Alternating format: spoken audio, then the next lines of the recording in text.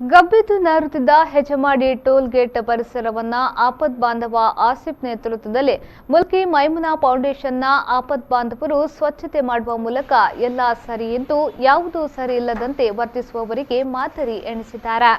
Toll gate ಬಳಿ ಕಾರ್ಯಾಚರಿಸುತ್ತಿರುವ ಗೂಡಂಗಡಿಗಳ ಹಿಂಭಾಗದಲ್ಲಿ ರಾಶಿ ಬಿದ್ದ ದುರ್ನಾತ ತ್ಯಾಜ್ಯಗಳಲ್ಲಿ ಹುಳುಗಳಾಕಿ ಮಾರಕ ರೋಗ ಭೀತಿ ಇದ್ದು ಅಂತಹ ತ್ಯಾಜ್ಯಗಳನ್ನು ಸ್ವಚ್ಛ ನಡೆಸುವ ಮೂಲಕ ಈ ತ್ಯಾಜ್ಯ ಸೃಷ್ಟಿಸಿದವರ ಕಣ್ಣು ತೆರೆಸಿದ್ದಾರೆ. ಈ ಬಗ್ಗೆ ಮಾತನಾಡಿದ ಆಪತ್ ಬಾಂಧವ ಆಸಿಫ್ ಅವರು, ಸಮಾಜದಲ್ಲಿ ಕಸದಂತಿದ್ದು ಇದೀಗ ನಮ್ಮ ಸಂಸ್ಥೆಯ ಆರೈಕೆಯಲ್ಲಿ ಸುಮಾರು 30 ಮಂದಿ ಹೆಜಮಾಡಿ ಟೋಲ್ಗೇಟ್ ಪರಿಸರವನ್ನು ಸ್ವಚ್ಛಗೊಳಿಸುವ ಮೂಲಕ ಇತರರ ಕಣ್ಣು ತೆರೆಸುವ ಕೆಲಸ ಮಾಡಿದ್ದಾರೆ.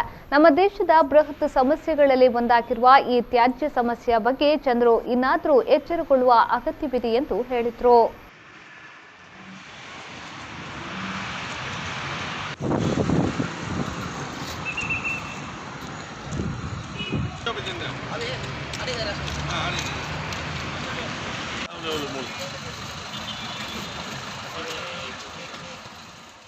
ಆಪತ್ ಬಾಂಧವ ಮೈಮುನಾ ಫೌಂಡೇಶನ್ ಇವತ್ತು ನಮ್ಮ ವಿಶೇಷ ಅತಿಥಿಗಳಿಂದ ಈ ಹೆಜಮಾಡಿಯ ಟೋಲ್ ಗೇಟ್ನ ಪಕ್ಕದಲ್ಲಿರುವಂತಹ ಈ ಕಸ ಕಡ್ಡಿಗಳು ಹಲವಾರು ಜನ ಇಲ್ಲಿ ಬರುವಂಥ ಪ್ರವಾಸಿಗಳು ಇಲ್ಲಿ ಬರುವಾಗ ಬಹಳ ತೊಂದರೆ ಆಗ್ತದೆ.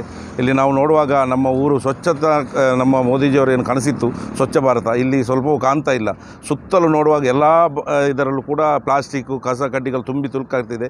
ಈ ನಿಟ್ಟಿನಲ್ಲಿ ನಾವು ಸಮಾಜದಲ್ಲಿ ಹೊರಗಿಟ್ಟಂಥ ನಿರ್ಗತಿಕರು, ಅನಾಥರು ಮತ್ತು ಭಿಕ್ಷುಕರು ಏನು ಹೇಳ್ತಿದ್ದೀವಿ, ಅವರೇ ಒಂದು ಸಮಾಜಕ್ಕೆ ಕಸ ಕಡ್ಡಿಗಳ ಥರ ಇದ್ದರು. ಅಂಥವರನ್ನು ನಾವು ನಮ್ಮ ಮೈಮುನಾ ಫೌಂಡೇಶನ್ನಲ್ಲಿ ಕರ್ಕೊಂಡೋಗಿ ಸ್ವಚ್ಛ ಮಾಡಿ ಇವತ್ತು ದೇಶಕ್ಕೆ ಅವರೇ ಸ್ವಚ್ಛ ಮಾಡುವಂಥ ಒಂದು ವ್ಯವಸ್ಥಿತವಾಗಿ ನಾವು ಮಾಡ್ತಾಯಿದ್ದೇವೆ.